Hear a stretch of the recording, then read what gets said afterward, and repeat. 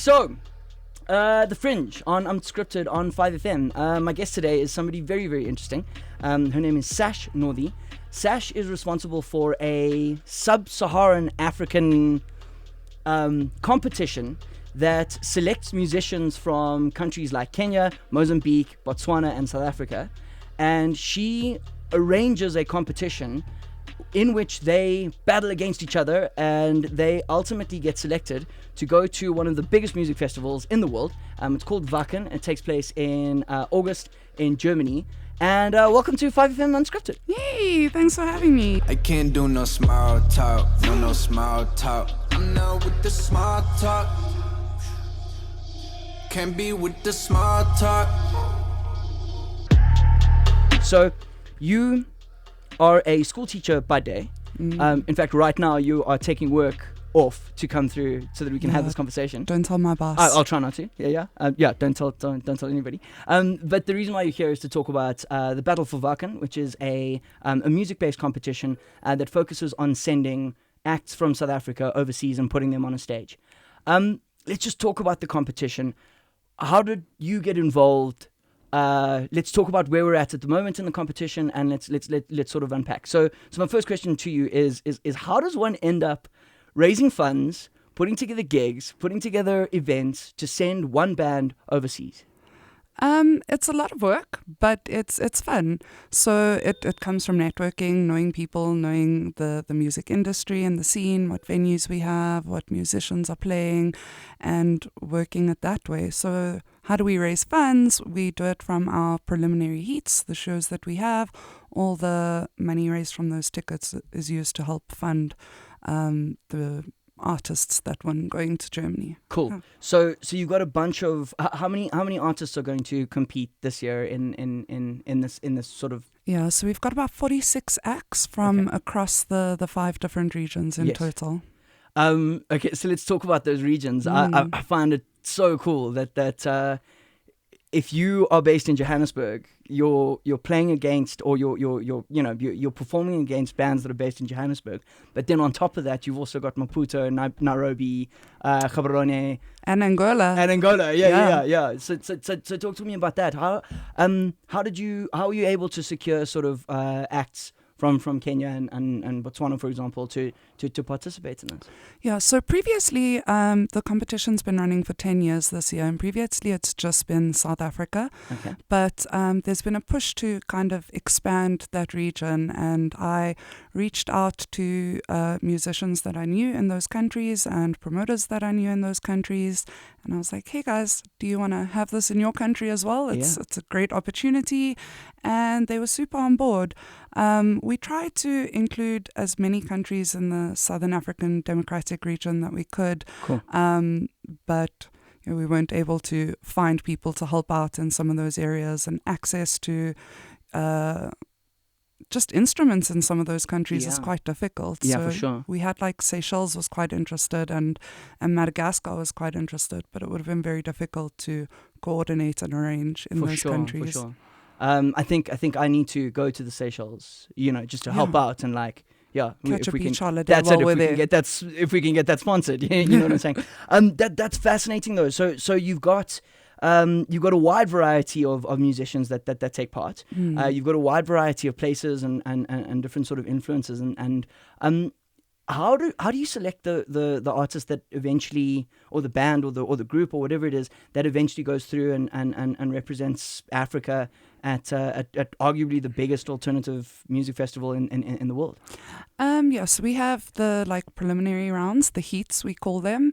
There are 9 of those from the different regions, and then we have judges who are sort of industry people, so promoters, festival organizers, other musicians who are really well established and popular, and those are judges. And we have a little judging criteria sheet with basic kind of guidelines. Okay. And then we watch the bands and we decide, kind of meet up afterwards, have a little ndaba and go around the circle. Who do you think was the best Who band? do you think was the best? Okay. So those are from the regions, and then they get together at the final and compete against each other, and it's the same thing. What's pretty cool at the final is that we actually have judges who come from other countries who also run the battle. Yes. Yeah, I was going to say it's not just local guys who are selecting their friends. It's a wide variety of people. So in terms of sending people to the country, just talk me through the logistics of the stuff that you need to do. Because apart from organizing this, you're also organizing visas, and you reach out to people based in Germany who are festival directors and that sort of thing, and you're saying, okay, cool, these are the people who are coming through. How? Because my paperwork is terrible. Like, how do you even start doing that? So it starts with your invitation letter. So when you win the competition, we let the people at the festival know, and they'll send an invitation letter that has all of your dates, and then you go through the processes that they give you on that Schengen visa form, So you have your invitation letter, then you book your plane tickets, get your proof of funds, book accommodation, but actually you don't really need to book accommodation because you're going to the festival. To the festival, and you can sleep in a tent and do the whole thing, That works out, and then you apply, you book your appointment, pay for your appointment, go through and hold thumbs. Yeah. I'm right in saying that this is a completely non-profit organization. Nobody's getting paid to be there. Yeah, definitely. That's awesome. That's so cool. So you guys don't even have sponsors. So, yeah. So you guys are essentially giving up especially as a judge, you're giving up multiple evenings to go and watch music and then make the tough choice and select. But it's great for those who are judging, especially like being promoters, photographers, because they get exposed to a lot of new artists who then they book for their festivals and their shows. So it's a great way to discover new talent. Yeah, I agree. I also we were discussing before you started shooting today, we were discussing the caliber of judge that you have. And I have a huge problem with music competitions that have judges who've never played an instrument or never booked a show before or never done this. It's just the most popular TikToker at the time. Let's get that person to judge musicians. As a musician, I've got a huge problem with that. But you do the opposite of that. You are getting people who music is their day job. Like it's 100% what they do on a daily basis to judge people. Yeah. Or just the industry, you know, so we'll have like photographers, people who are in the industry who are out there all the time working to build it up. Those are the people that we look to get in to judge. For sure. Okay, so let's talk about the South African industry for a second. So you basically do this by yourself. You are a single woman who puts this massive thing together. And some people from the outside looking in might see the music industry in South Africa as a bit of a boys' club. Do you want to talk about that a little bit? I think a couple of years ago it was a boys' club, and if you had to pull out numbers and count, there are definitely going to be more men at shows and in shows. But it's become a lot more diverse in the last couple of years. So one of the musicians that won the competition has a female frontwoman. Yes. So it definitely has become more diverse and more open and accepting for women. Yeah. And the type of people that are attracted to these kinds of concerts is becoming more diverse as well. You were telling me about the 15-year-old drummer who... Yes. Yeah.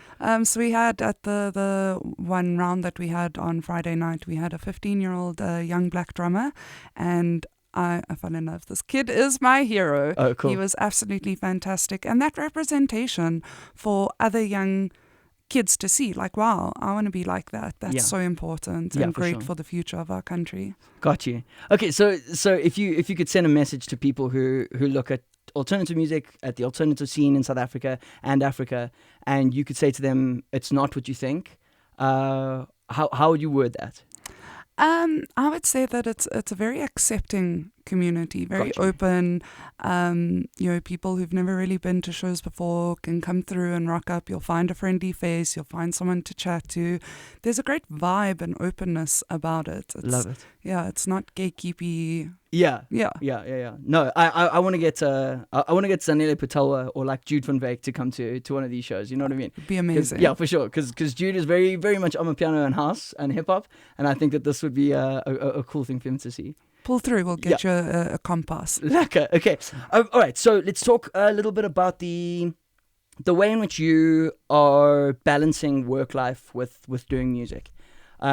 So you are a teacher full-time. Yeah. You teach grade 8s to grade 11s. Yep. And you do that every day on a daily basis. How supportive is how supportive are the other people who you work with? When you say to them, yo, look, I need to take time off because I need to go to Germany for a week because I'm doing X, Y, and Z. What does your boss say to you? So I had the meeting with my boss yesterday where I explained it, and he was incredibly supportive. The institution that I'm at is very embracing of the arts, and we have an incredible music department at our school. Fantastic. We even have like a little school of rock that I found out. So seeing kids walking around with drumsticks and guitar bags is amazing. Yeah.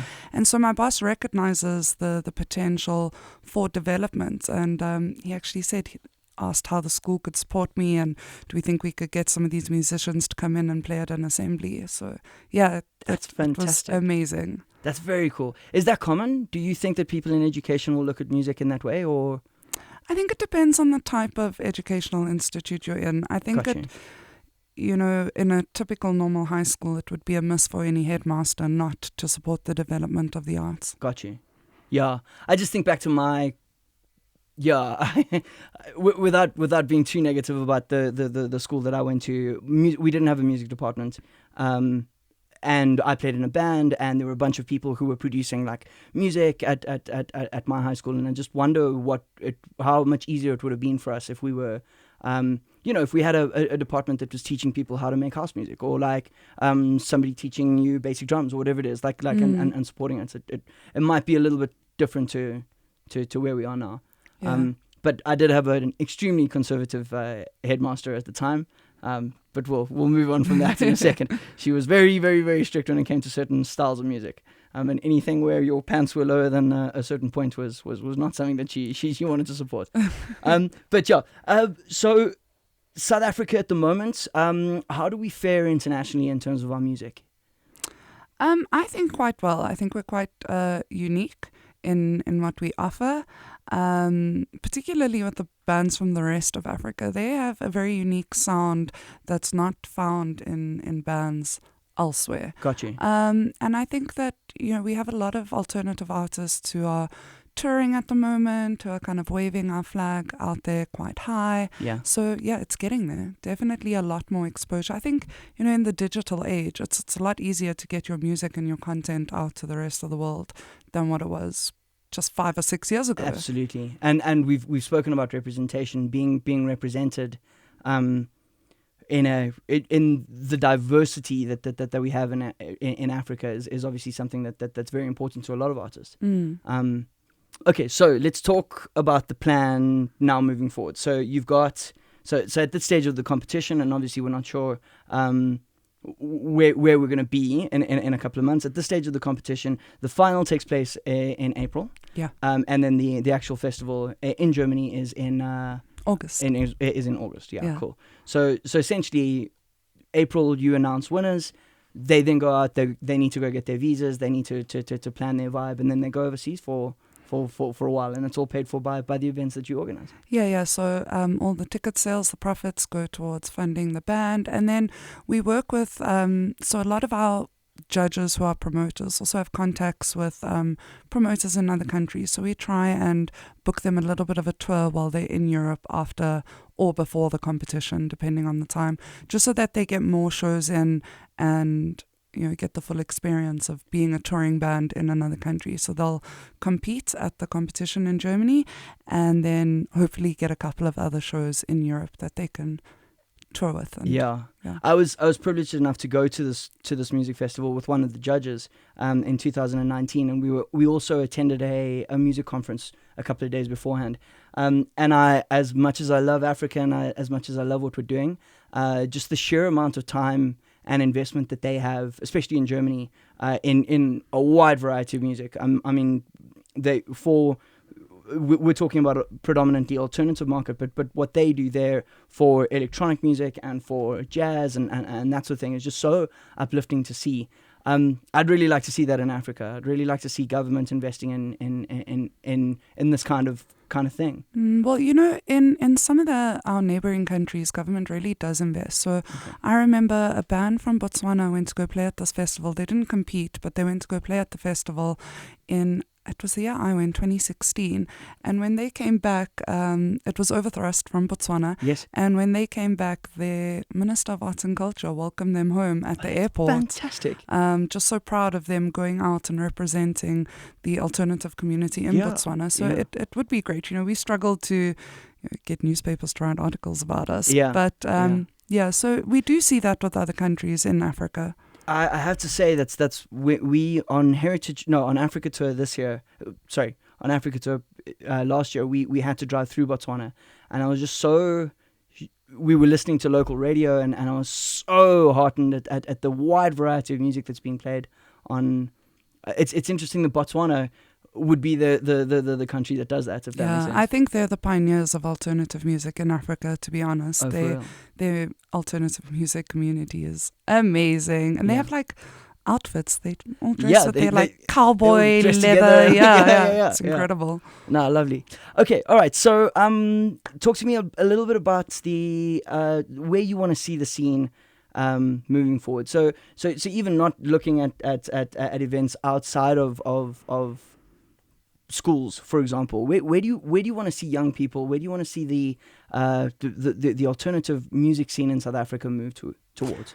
I mean, this sounds ironic because it's alternative, but I'd like to see it enter more sort of mainstream media, you know. So like being on this podcast today is incredible. Yeah. But into more podcasts, TV shows, radio stations. That would be great because we have such amazing talent. Yeah. But I feel like for some reason it's shied away from. I think that the misconceptions surrounding alternative music in South Africa, and I mean that in the broadest terms. I'm talking about everything from death metal all the way down to like shoegaze indie. I think that there's a bunch of misconceptions. I think that a bunch of people look at it and go, it's still a boys' club. There's not enough girls. There's not enough this. There's not enough that. And I'm personally hugely motivated by your story. And also from a musician's point of view, it pops that bubble. You know what I mean? It means that there are people actively going out and squashing the misconceptions and saying, "Yo, this is who we are." You know, I agree with you though. I do think that we need to be looking at African music as a whole. I don't think that we need to be looking at it through the lens of, okay, cool, these are the artists that we need to focus on because these are the artists that sell records. You know what I mean? Yeah, we need to really develop that love and appreciation for different types of music across the country. I agree. How important is music in storytelling? The reason why I ask is today specifically is International Women's Day. Telling women's stories in South Africa through the lens of GBV. How important do you think that is? Exceptionally important. You mentioned before that I'm a teacher and I'm a history teacher. So that sort of record of evidence that is created through music, it's lasting forever. You know, people can go back to a song from 10 years ago and understand the situation that women were in at that time.